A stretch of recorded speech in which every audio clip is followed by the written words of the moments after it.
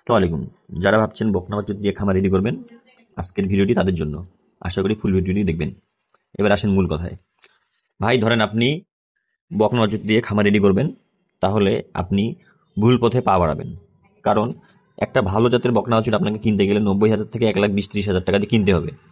ধরেন আপনি যদি 2টা বা 3টা বকনা বাছুর কিনেন, তো হচ্ছে আপনার 3,80,000-90,000 টাকা লাগবে।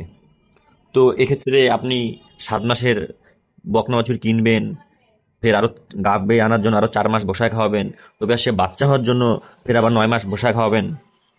আপনার সব দিক দিয়ে আপনি ক্ষতির দিকে পা বাড়াবেন। কারণ আপনি 90,000 কিনবেন, বাচ্চা বের হওয়া পর্যন্ত ওই গরুর পিছনে আরো 1 লাখ খরচ হবে। তো আপনার 2,20,000-30,000 টাকা পড়ে যাবে। তো আপনি 2,60,70,000 টাকা দুইটা দুধের গরু কিনেন। দুইটা দুধের গরু কিনলেন 8 কেজি 9 কেজি, 2,60,70,000 টাকাতে 8-9 কেজির গরু দুটা পাওয়া যাবে বাংলাদেশের যে কোনো জায়গায়। এরকম দুধের গরু অহরহ। কিন্তু হ্যাঁ, এখানে একটা কথা হচ্ছে যে আপনাকে 8 কেজি 9 কেজি দুধ চেক করে নিতে হবে। দালালের খপ্পরে পড়ে ফের বলবে 8 কেজি, বাসা যায় হবে 4 কেজি, ওই ভুল করলে ফের আপনি আরো ক্ষতির মুখে পড়বেন।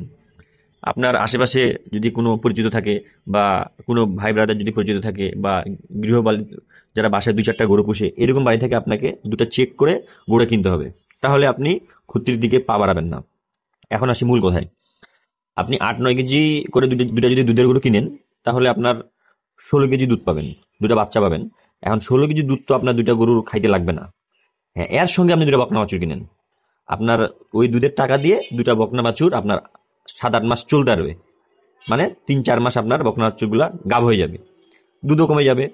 তখন কি করবেন, আপনি হচ্ছে বাছুর যে দুটা পাবেন গরুর দুধের, ওখান থেকে দুটা বাছুর কাটে বিক্রি করে দিবেন। বিক্রি করে দেওয়ার পর ওই টাকা দিয়ে আর কিছু টাকা জোড়া দিয়ে আরেকটা দুধের গরু কিনবেন। কিনলেন, এখান থেকে একটা দুধের গরু বিক্রি করে দিবেন। যদি গাব না হয় কসাইয়ের কাছে বিক্রি করে দিবেন, ঝামেলা ক্লিয়ার। যদি ওই গরুটাও গাব না হয়, আপনি ওটা কসাইয়ের কাছে বিক্রি করে দিয়ে আর কিছু টাকা জোড়া দিয়ে আরেকটা দুধের গরু কিনুন, তাহলে আপনার আবার দুটা দুধের গরু হয়ে গেল। ওই দুটা দুধের গরু দিয়ে আপনার এই দুটা বকনা বাছুর বাচ্চা হওয়া পর্যন্ত আপনার কোনো খরচা নেই। তাহলে আপনার খামারটা আস্তে আস্তে বড় হবে, আপনি ক্ষতির মুখে পড়বেন না।